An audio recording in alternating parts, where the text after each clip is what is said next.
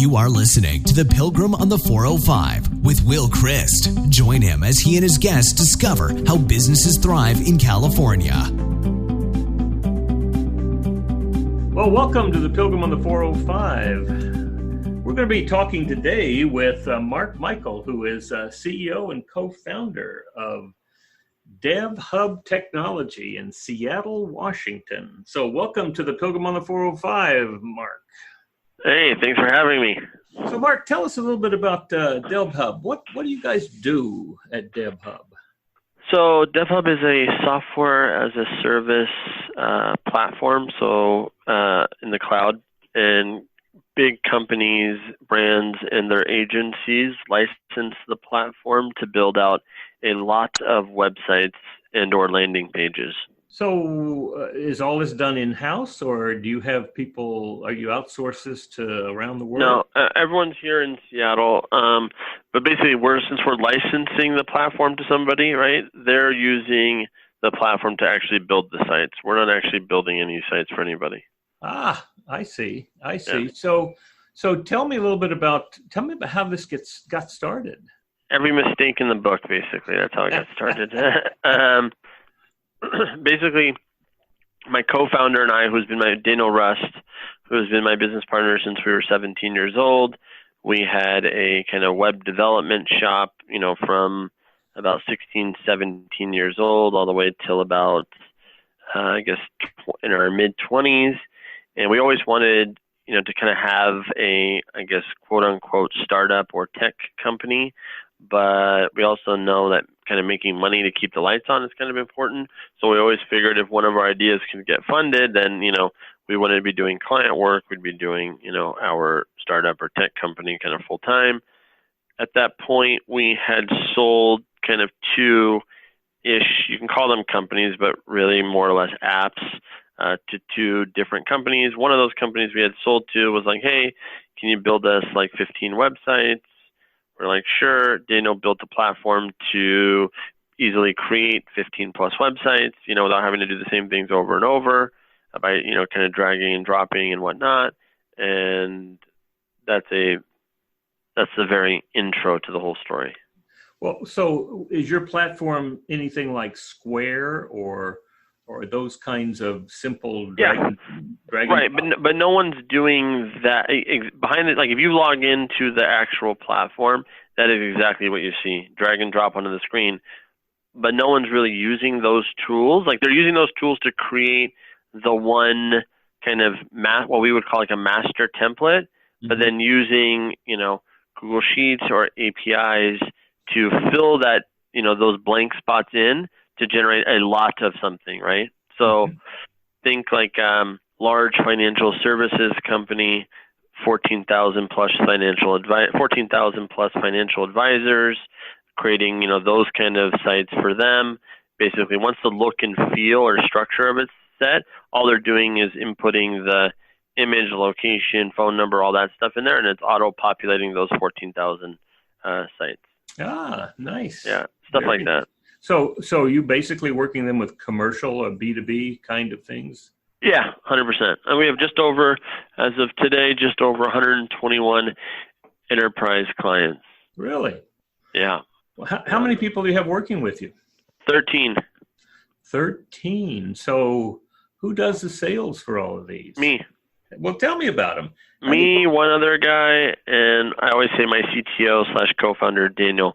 He's actually the closer because I can hype it up, but people at the end of the day want to know how. And then that's when I kind of just shut up and let him, go in for the kill. So, I mean, again, the whole thesis, it's like, I actually think, sometimes I say I'm 37 today, not really today, but, as of right now. And I always say, like, sometimes I say, like, basically it was, we've made all the mistakes in the book. We've made 2 million mistakes. We made 3 million mistakes. But as I'm starting to think about it more and more, I'm like, wait a minute. Every one of those things is now allowing us to build something that I think is pretty unique, not just in the market, but as a company. And so I actually believe we can build $1 billion business with under 200 employees. And that is kind of the general line of this company. So we're doing it totally our way. I think other people, again, because we raised a couple $1 million. We burned through that stuff in 2010. Most of our investors, who are the best kind of VC/angels between Seattle, LA, New York, and San Francisco, kind of wrote us off basically in 2010. But we just weren't going to be the losers that lost people's money.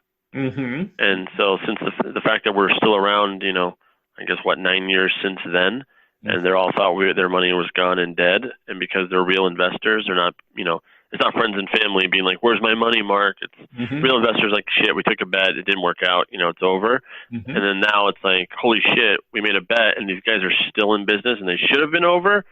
Anything you guys want, you do." And so we have a lot of kind of freedom, but we're also very mindful of what we're trying to build, and it's not. I think because we've gone through all the motions of let's just build and sell, let's just, all those things that you can do, let's raise more money. It's actually let's just build something that can last. And so it's actually kind of freeing when you start to think about it like that. And so, well, are your investors looking for an exit plan? I'm sure every investor is eventually looking for an exit plan, but because we raise money from I think legitimate investors, again, not friends and family, right? They're also understanding in the sense that we Daniel and I could have easily walked away when the original thesis of what we were trying to build didn't work out, and the fact that we kind of stuck through it, is damn, that's kind of weird, Well, I guess you're talking about building, a $1 billion business. Are they in for the long ride like that? Yeah, at this point, they thought we were dead. So any upside is a huge upside. So it's and again, because like I said, they're kind of real investors, right? I think on average, probably most of them make 10, 20, 30 investments kind of probably in their life so far, and I know one has made over 100, so again, it's not like friends and family where it's like, where's my money, where's my return, where's my exit, it's that's why I always tell people, you want it from real people, not friends and family. Yes, right. It's sort of hard to have Thanksgiving dinner if you haven't made an exit. Yeah, basically. So tell me, if we were meeting here, 3 years from today, looking back over these 3 years, what has to have happened during that period for you to feel really happy with your progress? We would have had to basically build a repeatable sales model, right? You said well, you have 121 enterprise accounts, it's like, who's doing the sales? I'm like, it's me, right? And one other guy, right? But that's still not a company, and people, oh, you guys are doing so well. It's like, yeah, I know, but we're still not there. We're still building that foundation to grow from. So I think the rest of this year we're using to kind of dial in a little bit more of kind of everything from the sales side and then to the marketing side and even to the product side. And I think in the 2 years, 2020, 2021, 2022, there's a lot of things happening on all three of those fronts that get us from 121 enterprise accounts to about 9,000 enterprise accounts.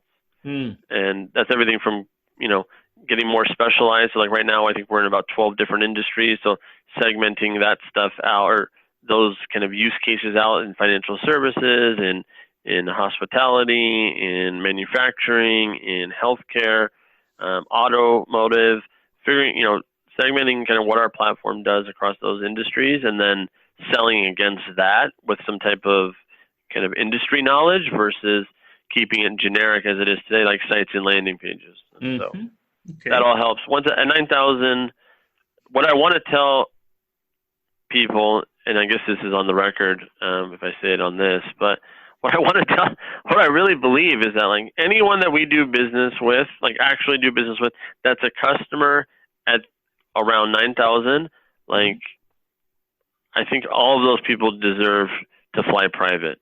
So I will take them with me wherever we go. All right. So what what are you doing today to find new prospects, new clients? So, I mean, we're producing just a ton of content, right? So everything across podcast, video, written, imagery, all of that, and we're publishing that across the board. I mean, LinkedIn, TikTok, Twitter, Instagram, Facebook, our blogs, all of that stuff is being put out. So that's on the content side. Then on the sales, like just direct sales, we're legitimately cold calling, right? Because it's B2B, it's kind of nice because you know who your customer is. So like basically reaching out to them directly, hey, you need this, or, introducing you to this. And then, so you have that, and then we're also spending money on Google and Instagram too to drive leads to the actual site as well. All right, so you. But I would say 90% of all sales so far are coming from us directly reaching out to people. All right, that's what I was going to ask. I mean, you're sending a lot of content, and are you getting anything back? To tell you the truth, we're still dialing in the content piece.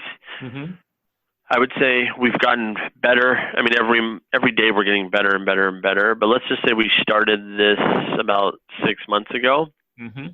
We got our first lead that we might actually convert to a sale about a week ago. We're still dialing it in. But let me try something. Would it be safe to say you're still believing that there's going to be at some point a lot of leads coming from that? 100%. Okay. I don't know how there could not be. I just I don't know. I don't know. I mean, I don't know. Like, there's something about, I mean, of course my co-founder is like, how do we track it? I'm sure there's a way to track it, but I mean, there's something there. Like, I totally believe in it. Like, I'm just convinced.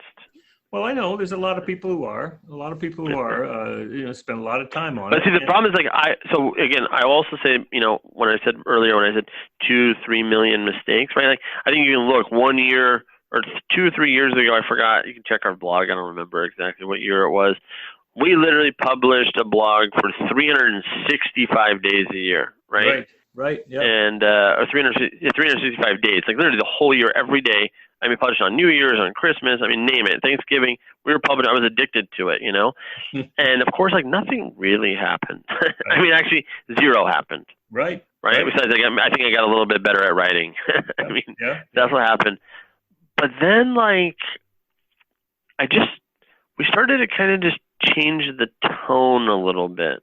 And so it wasn't us being like, DevHub is the greatest company, but it was, here's how a financial service, not even our, like, get rid of you in this conversation, right? Like, here is how a financial service client rolls out 14,000 websites and why you should care, right? And then, like, you go into that, and then all of a sudden there's a little bit of a conversation, still no lead, but a little bit of a conversation there. Right. Or here's how, if you're stuck on this other type of technology, here's what you could consider. Here's a checklist to ask your current vendor, right? That generated a little bit more of a conversation. When I say a little bit more of a conversation, feedback. Like, you get that feedback, like, well, how would this apply if we're on the blank platform, right? And then it's like, based on that, then to put out content around that, and that's what I believe delivered us a lead in a week ago. Was like listening to that. Just, it's so subtle, or I don't know if subtle is the right word. It's so like quiet of feedback. Like, you're not thinking about it because you're just produce. But if you listen just a second, like, you'll hear what your audience, and everyone has an audience, really wants. And then from there, I think you dial that in. And so that's what I'm excited about today. All right. Now, I appreciate that move from it's about us to it's about them. I think that's a critical move. I agree with you about that. That took about 3 years. Yeah. All right. So now, where'd the rest of these prospects, these leads, these clients? So a lot of it's so we get a couple inquiries in through, spending on Google. I would say we've gotten 8 since June, but we've closed, I think, about 5 or 6 of those, right? So our website, one of our websites is extremely effective, at converting those leads, bringing in those leads, and then we're really effective at closing them. The other thing is we use a tool called outreach.io, which is basically like an email kind of program. And you basically set kind of these sequences, aka campaigns or email blasts. And it's just really smart. And the platform does a bunch of optimizations stuff for you. And it's relatively cheap.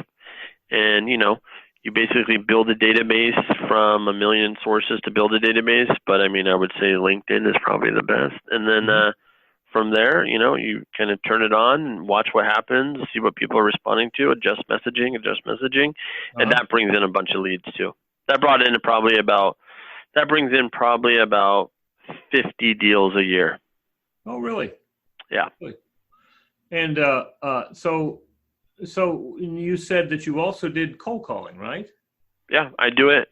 Yep, I do it. The other sales guy does it, and to be totally candid, my mom does it. She does the cold calling? Yep. All right.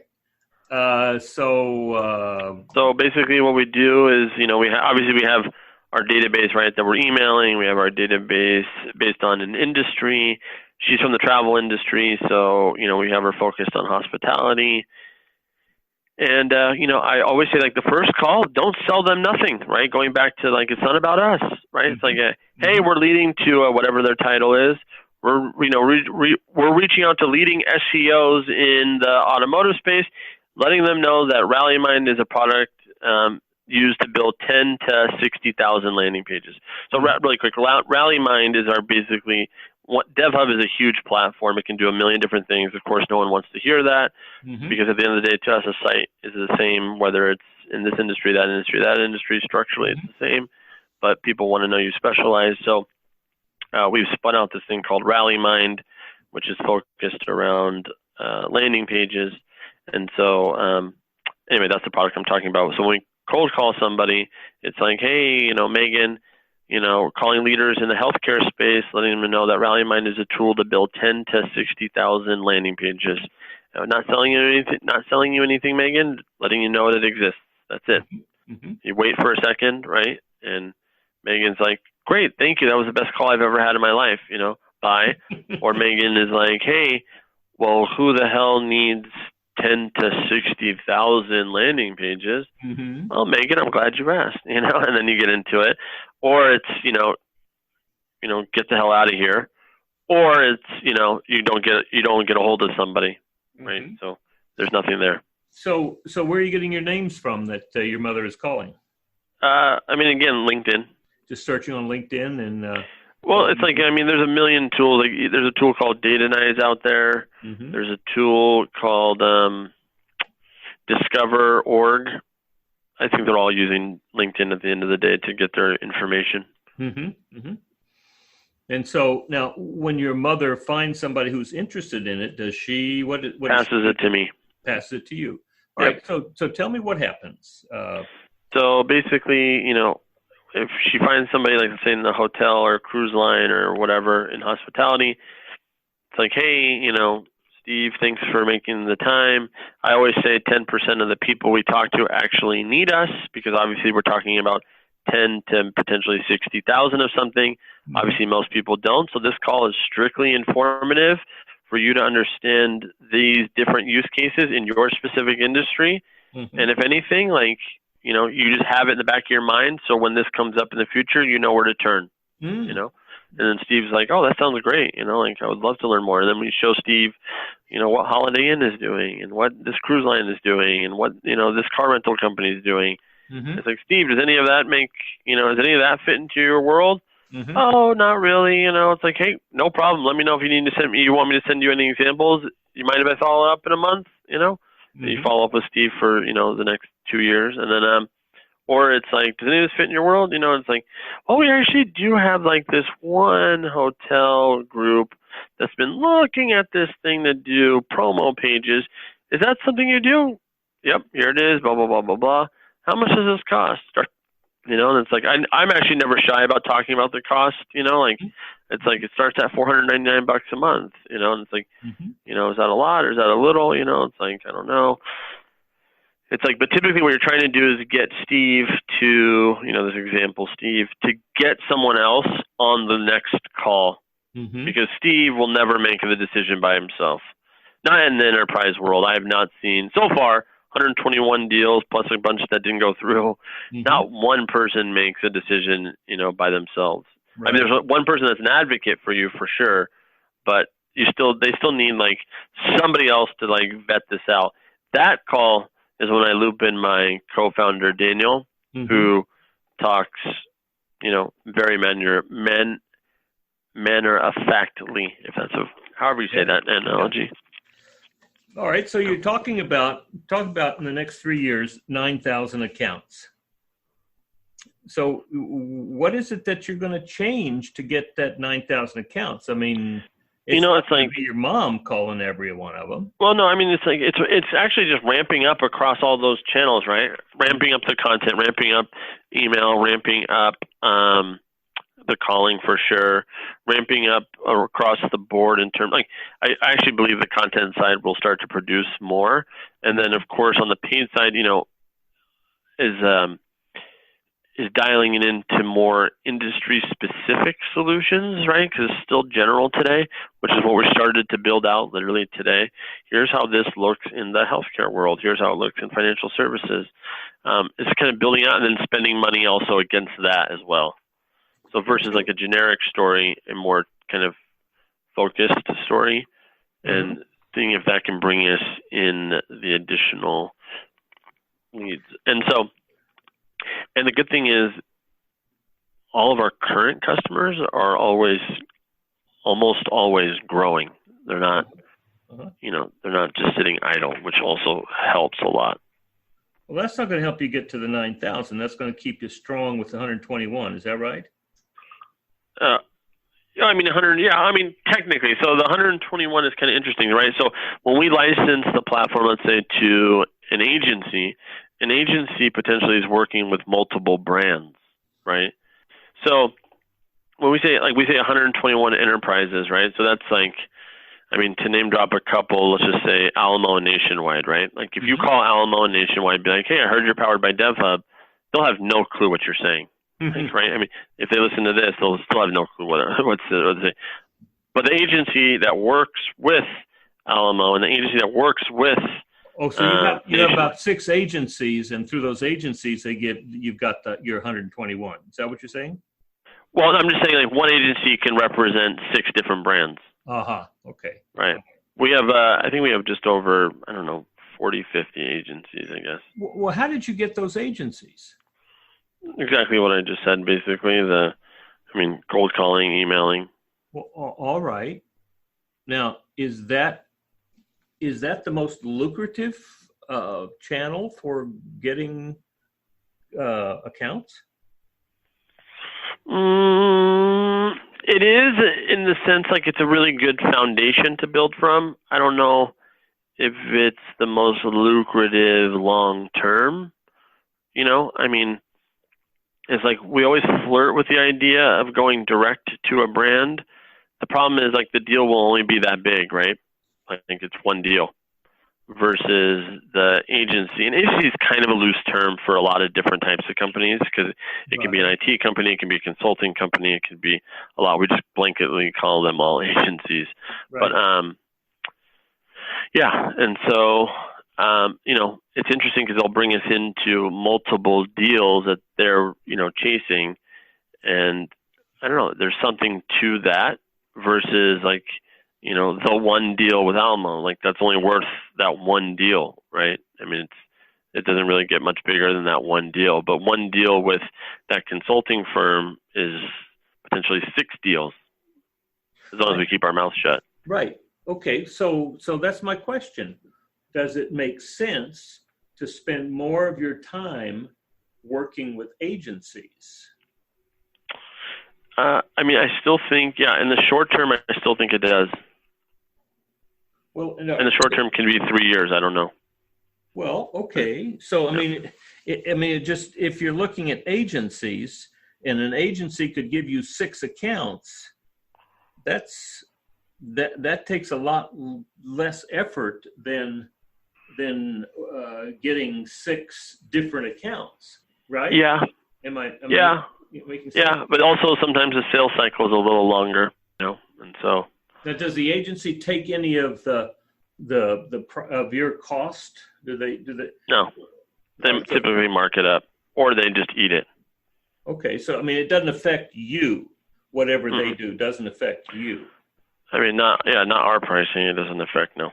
Okay, all right. So I'm wondering, why would an agency want to work with you? We make them look extremely good. Well, okay. So they're bidding on a deal that, typically, again, it's not like it's an agency that is working with like some of the brands I already mentioned, right? Mm-hmm. And they have a problem they need to solve, which is typically around scaling something, right? Like, hey, we're working with this huge power sports company. They have 1,400 dealers.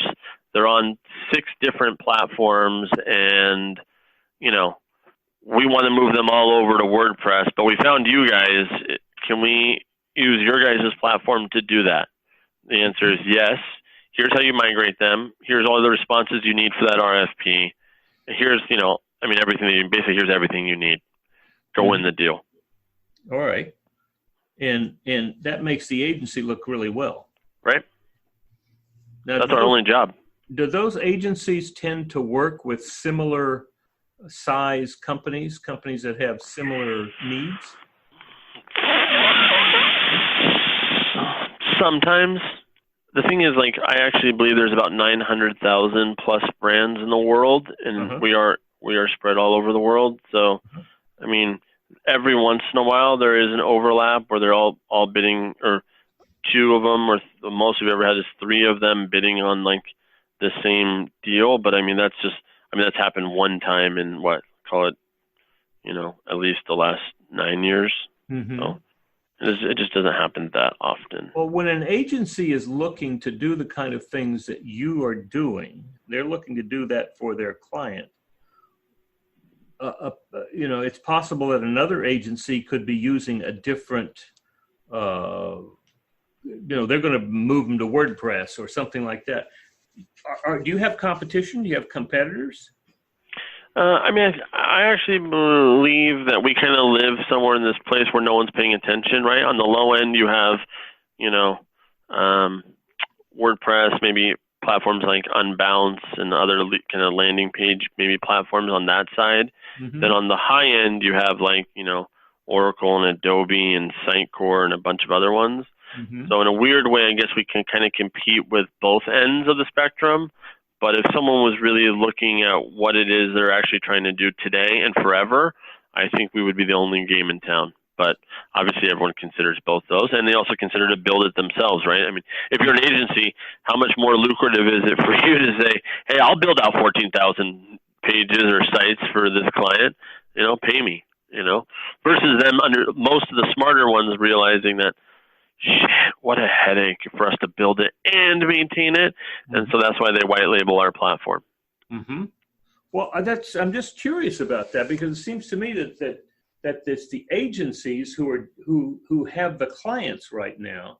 Yep. And you're asking your mother to go out and create new clients for you, which is a good thing. I'm not saying not to do that, but it just seems to me that there's a huge market waiting for you with agencies who really don't know that you exist.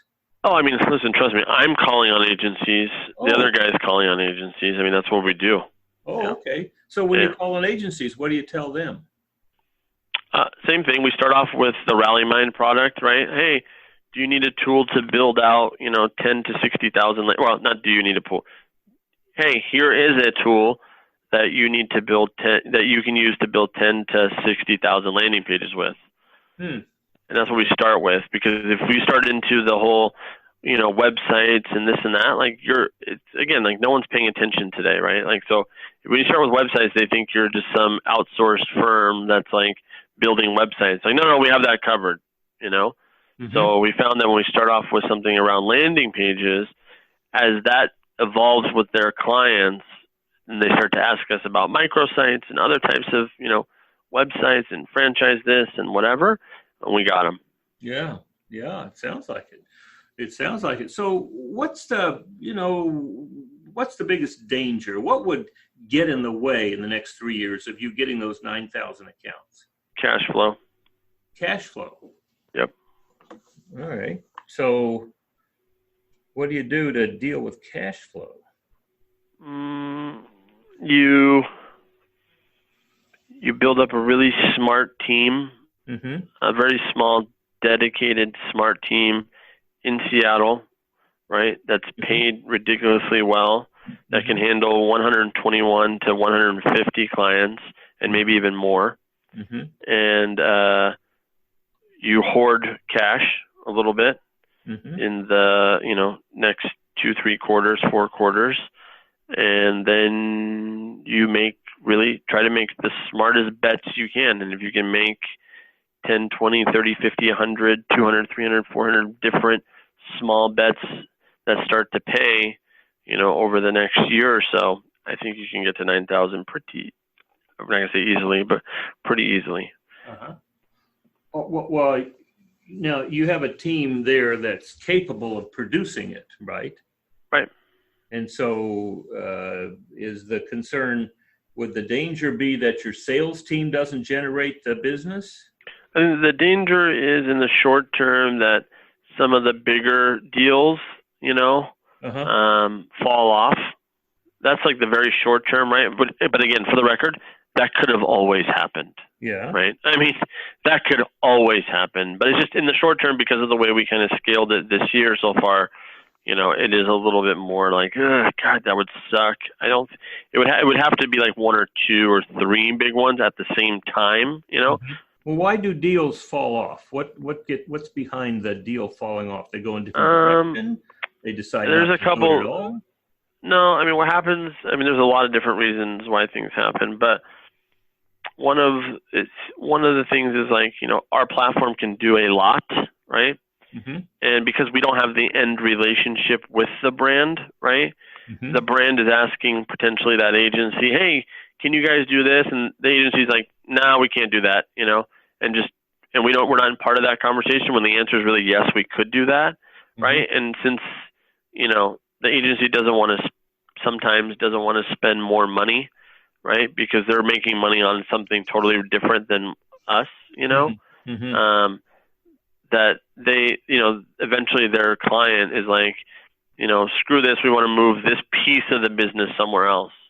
But what has happened in those situations is it's happened now, let's just say 80% of the time, that agency will expose that it was DevHub the whole time, and then that brand comes to us direct.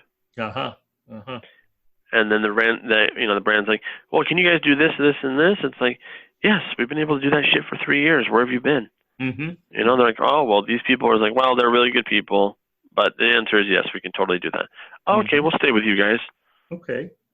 All right. So you're saying part of the danger is that an agency will not support you moving forward, or want to do something different with their budget that they have from a particular client. Yeah. And all right. So is there any other thing that could get in the way of you getting to the 9,000 in 3 years? I mean, cancer. Car accident. All right. So what opportunities do you see in the next couple of years that you can take advantage of? I think there's certain industries that are just, it's shocking how far behind they are, right? Like, to me, the manufacturing space and it's a tie between, just say manufacturing and financial services spaces, to me, are just huge opportunities just in general. Just huge. And manufacturing is just huge on its own, right? Like, I'm talking everything from replacement lawnmower parts to sprinklers to leaf blowers to, name whatever gets manufactured. Anything. Well, now, manufacturing. Now, why would they need thousands of different landing pages for a manufacturer? Right. So think about it. If you want to buy a KitchenAid, washer, dryer, or refrigerator, where do you get that? Well, I used to be able to get it from Sears. Right. Or Lowe's or. Right. Exactly. All those places, plus appliance dealers locally, right? And so, or installers or whatever you want to call them, basically dealers. So basically, one of the things that we do for a lot of those types of manufacturers, KitchenAid, Whirlpool, Maytag, amongst others, basically is they have about networks of thousands of appliance dealers, right, across the U.S. and Canada, and actually Mexico too for air conditioning, but that's a different story altogether. But anyway, and basically they offer what's called co-op money, right? So when you see the ad for like heating and cooling or, refrigerators or washer dryers, and it's, Albert Lee in Seattle or whatever it is, basically we can actually take all the database of all those appliance dealers, build out a one-page landing page that has inventory specific to that appliance dealer that matches the brand compliance of the manufacturer, so that local dealer can get some of that money spend, on digital back from the manufacturer. And we can do that at scale across the world, basically. All right. So if I'm mom and pop incorporated local company, is that page or those 3 or 4 pages for the Kenmore dishwasher, is it just going to drop into my site or what? Yep. Oh, I see. Yeah, and there's really big companies that do that for those, mom and pop shops, for the manufacturer, approved by the manufacturer, and for the mom and pop shops. A lot of them, actually. And so those are what we would call agencies, but are those really agencies? I don't know, but we call them agencies. Okay. Right. All right. So they're providing. They're not just providing the parts or the product. They're also doing marketing for them, and they're also providing a certain number of web pages that have all the information on it. Yep. And do you? And that's powered by us. All right. Now, if I'm Mom and Pop Inc. here in Tustin, California, and my web page is pink and green, is the web page you're going to drop in, is that going to be pink and green? Yep. Wow. Yep. Very cool. Very cool. Yep. You got it. So there's I almost got a little teary-eyed just now because I felt like you just got it, and that's just one industry that we're in. Like to us, it's all the same, right? Whether it's that use case, like we can generate the site landing page anywhere, anytime, any industry. But again, that's too much for people to understand, right? So if we can tell that manufacturing story, for home goods, and then tell a different manufacturing story for, power sports, and then tell that same story for, whatever, and we can keep going. It's like, that's where we think, we can get pretty big, pretty fast. All right. So you got manufacturing, you said financial. Financial services, yeah. Huge, really, really, really huge. Basically kind of the same idea in a weird way, not so much co-op, but there is still co-op. But basically, it's like all the individual insurance agents, financial advisors, mainly those are the two we kind of play with the most. Same idea, right? In every town, there's an Allstate or whatever it is, Basically, it's building out all of their individual, agent profile pages, right? And then some of those agents that are in the same geography pool their money, right, to spend that on Google and whatnot. And so we do a lot of that stuff too. Very good. Very good. And so, and in healthcare too. I mean, healthcare is another one, but I'm sure everyone says that. But the need in healthcare is really specific, right? You have these big hospital groups, or healthcare groups even, and like you can go see this doctor, that doctor, this doctor, this clinic, that clinic, this clinic, and a lot of that, what I just said, doctor, clinic, doctor, is not built out beyond the main site, and so that needs to be separated out so they can, basically get more leads, and so we do a lot of that too. So you mentioned $4.99. That's got to be just a intro beginning, right? Yeah, it is. Yeah. So when you think about this, what's the return on investment for that manufacturer? How does he measure that? It's that is like the probably $1 billion question, right? I mean, we don't have that visibility, and in some cases, our clients, right, who represent the manufacturer, right, will actually eat our cost because they're providing the other piece of the services, which is driving that revenue, right, driving those leads, and so. So can you measure? Yeah. Can you measure how many people go through a particular page? Yeah, we can. I mean, our board has asked us before. I think we calculated it. It was like something between like $50 and $100 million a month flow through our platform. But again, like there's no real way for us to measure that. We're measuring that across all the different customers. What we know that one of our customers has a $10 million spend a month. Another one is like, $1 million a day, so it's like, but again, like, what is that actually the end result? We don't know.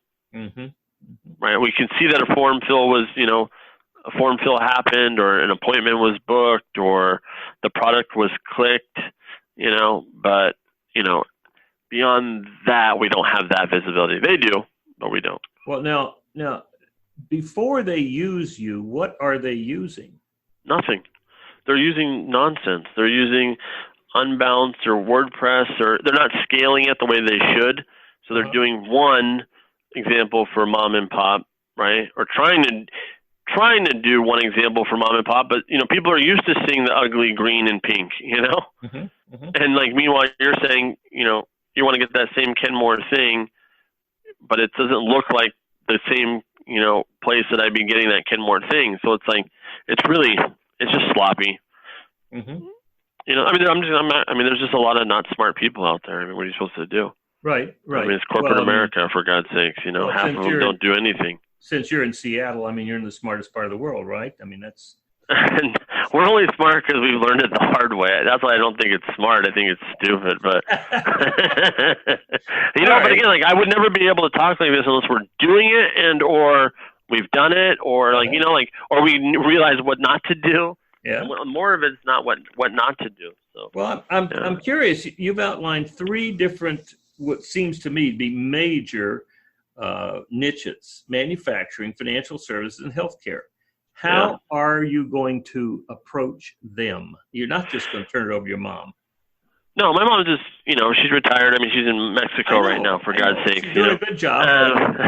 No, I mean, right now it's, again, like dialing in, so starting to dial it in more to tell the story from the manufacturer's eyes, right? Like, hey, if you're a manufacturer and you manage this in-house, here's how you should do it. If you're a manufacturer and you have an agency, here's how they should be doing it, and starting to tell that story in that respect, and then driving traffic to the corresponding on our end, pages that tell that story, and hopefully converting them on that. Well, so let me ask. Let's do a scenario here. You make up the manufacturer. How many pages would they need? Just make it up. What's realistic? 1,000. 1,000. All right. Now, I would say 1,000 just on average. I mean, whether it's window manufacturing or, on average. Right. So 1,000. All right. So you got 1,000. What are they doing right now? You say they're doing nothing? Nothing. Yeah, actually nothing. That's why I said that's why I think the opportunity is so huge. All right. So, well, I'm curious about, when you're talking to this window manufacturer, you got 1,000 pages that aren't there right now. What is that? What are they missing? They just think it's so hard. They don't understand how to manage it. They don't understand. Oh, I got that. That's what keeps them from doing it. But while it's not there, what is it that they're missing? What would be there if they had it? Oh, you mean like money-wise? Money-wise, that's okay. Yeah, sure. Yeah. I mean, well, that I'm curious. If you were to ask that manufacturer, you got 1,000. You told me, I'm just making this up. You told me you had 1,000, a place where you would put 1,000 localized pages, right? Right. Yep. All right. So if you had 1,000 localized pages, what would you expect or anticipate that would happen differently? What might they say? Well, I would still be talking in generalities, right? But they would be no. If you were to ask them, if you had these 1,000 pages, what would you, Mr. Manufacturer, what would you anticipate that you would get from that? What might they say? I mean, obviously, I would think they would say, more sales, more leads, more appointments booked. Okay, so if you did, do you have any idea what that would be? The variable in that question would be, what are they willing, like what are they spending per, right, against those pages? Yeah, well, what are you spending right now might be a question. Right, right, exactly, nothing.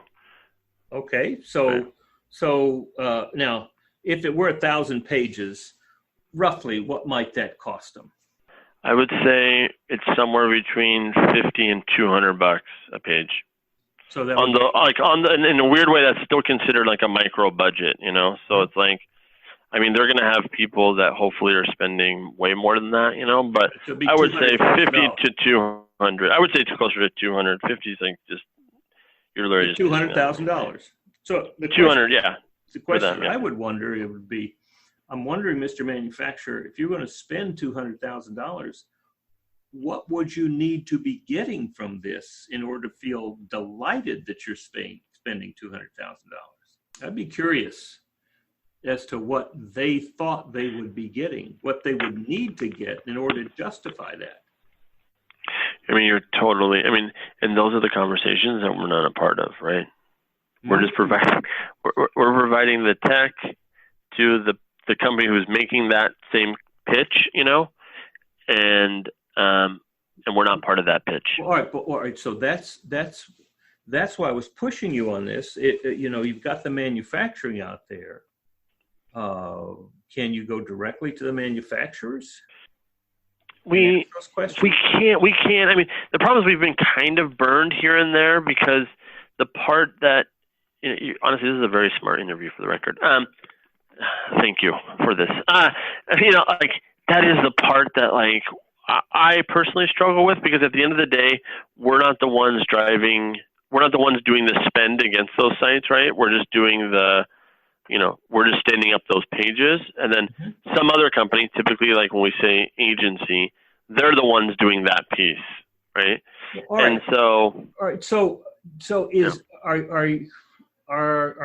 me ask you this. Are you concerned that you might push the agency who's doing it right now out of the picture, and that would hurt your business? How many listeners do you have?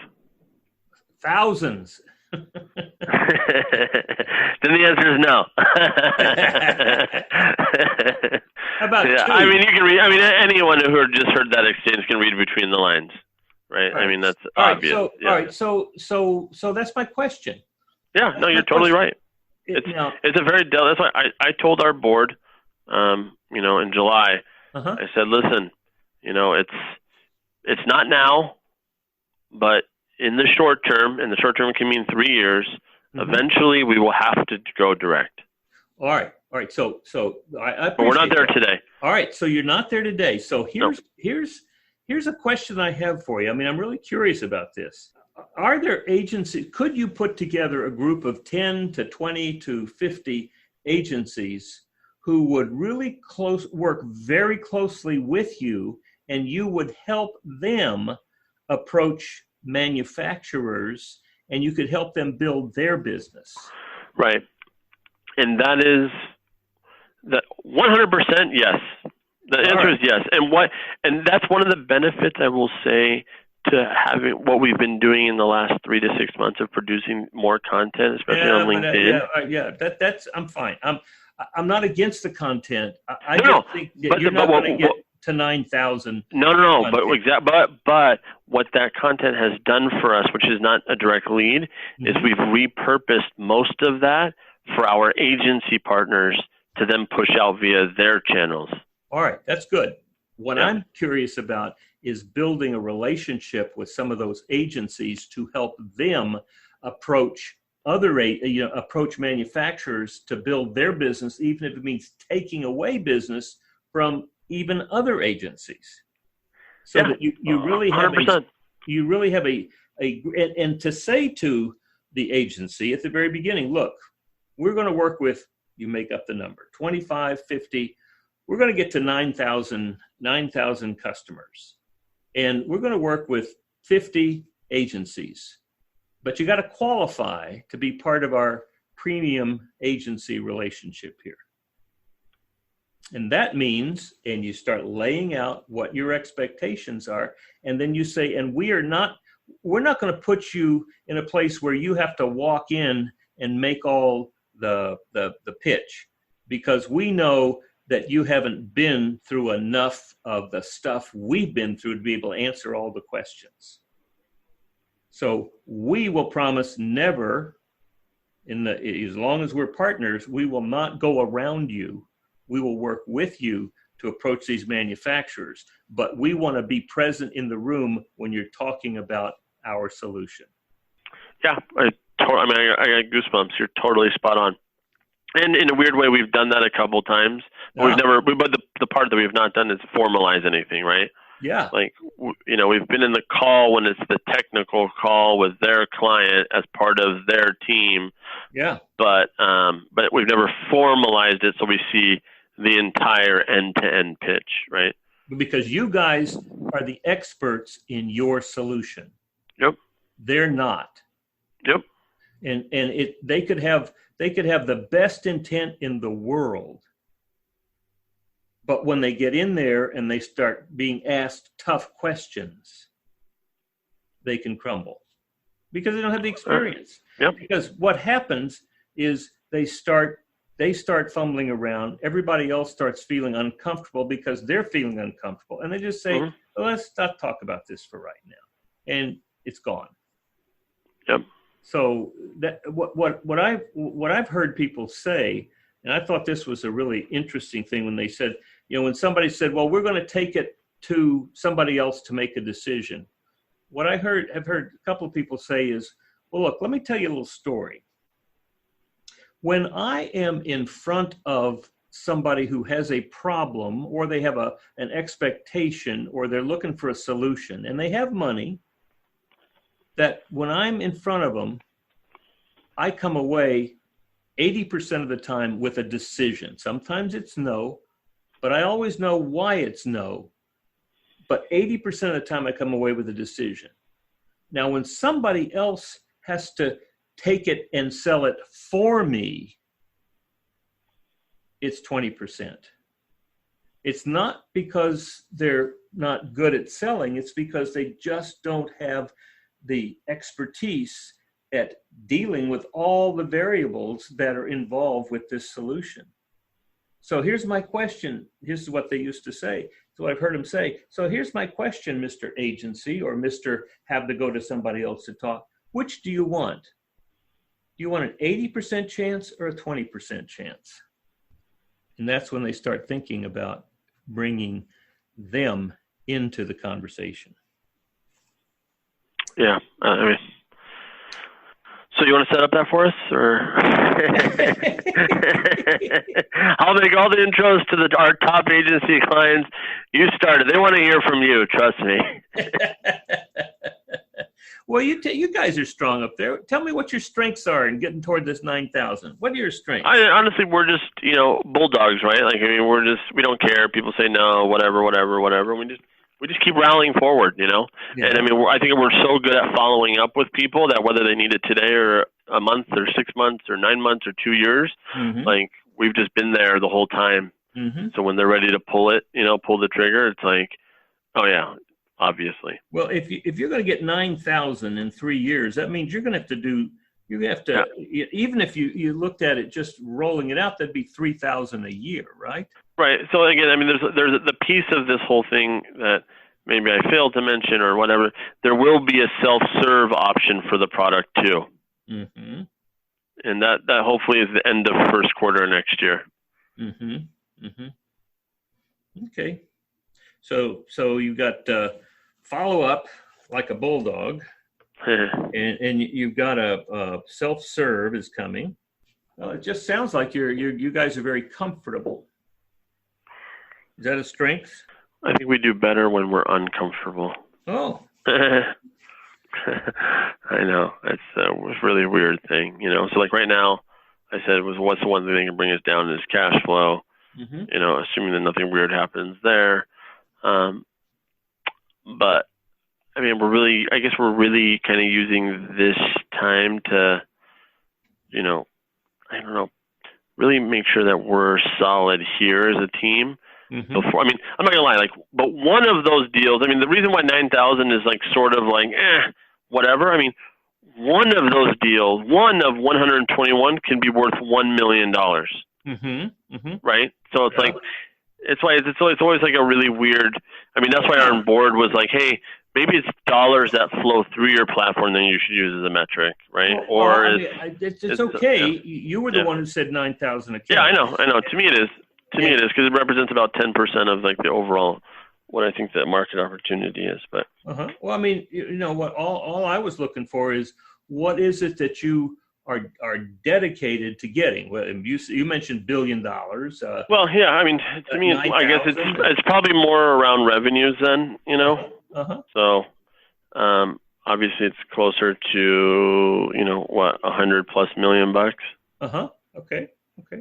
Well, that's a different conversation around that, but that's interesting. I'd be curious to go back and ask these similar kind of questions about manufacturing, financial services, healthcare. What part of that $100 million do you see coming from each of those areas? Yeah. Bullshit numbers I put together. I figured about 20 million per vertical.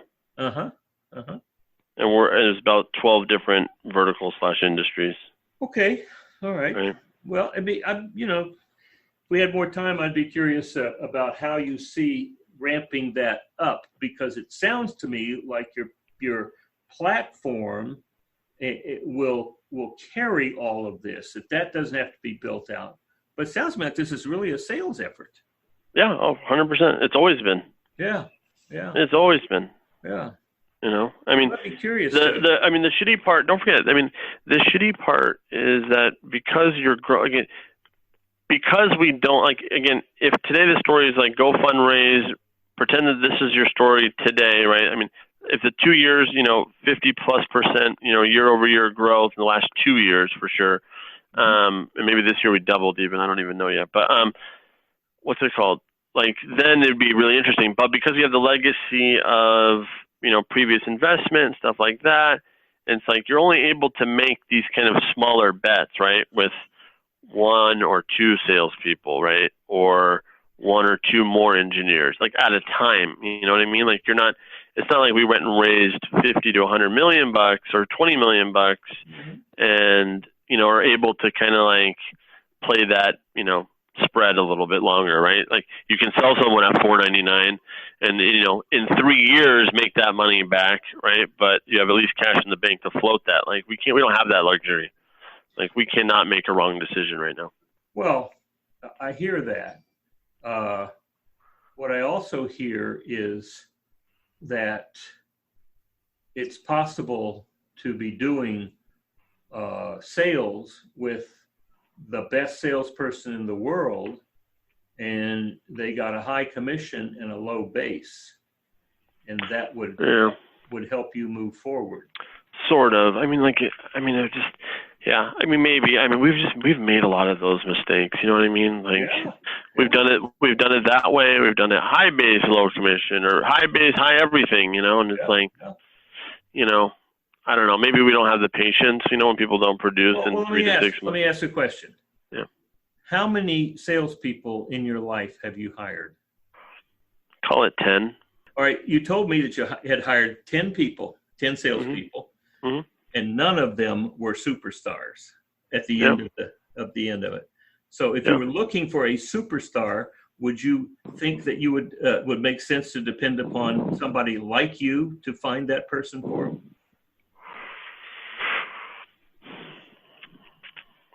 If it was someone like me, and the answer would still be yes for me, but I mean, all I'm asking is, how do you find a superstar who would come in here and make the kind of progress that you really want to make?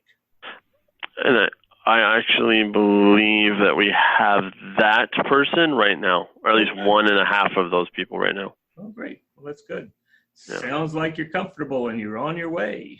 But I mean, who the hell knows, But yeah, I mean, I'm not gonna lie. Obviously, it feels great, right? I mean, you're 10 years of nonsense and nothingness, to all of a sudden the last 2 years, more or less, feeling awesome, And so and now we're kind of uncomfortably growing from that, Like it's an interesting position, And again, we've had 4 offers to be acquired in the last 4 years, right? Yeah. We've had multiple investment offers, but again, it's like we've been around the block. We've seen the other side of a lot of this stuff. It's not all roses. It's like shit. Let's just build something that can be here for a minute. Good. And so that's what's kind of fun. Like when we don't expect anything. Yeah. And it's like let's just go. Like we have a company. We just instituted a health challenge for every one of our employees. 13 of them. Like. $1,000 if you can do this 90-day thing, That's wonderful. Sounds great. Sounds like you got some good stuff going there. Well, when are you going to come visit? Well, we can talk anytime. I'm down in Tustin right now, but if there's anything I can do to help you, I'll be happy to talk with you again. Yeah, cool. Well, is there anything you'd like to say as we finish up the radio show? No, really. By the way, I've done about not a million of these, but at least 20. This is a very smart one, for the record. So for all your listeners, I don't know if they're all this format. If they are, keep listening. What made it smart for you? I think, you connecting dots versus just asking questions, right? It's like, here's what it is in manufacturing. Okay, let's talk about that for a second. So in manufacturing, versus someone just reading off of a piece of paper, just to fill airtime. Right, Yeah. And so, great. Well, it's been wonderful being with you. Thank you. Being with you. I think you've probably got a lot of other people thinking about how they can make businesses thrive in California, right? Yeah. All righty. Take care. Cool. Thank you. You've been listening to The Pilgrim on the 405 with Will Christ. To hear more of the programs in this podcast, go to www.willchrist.com.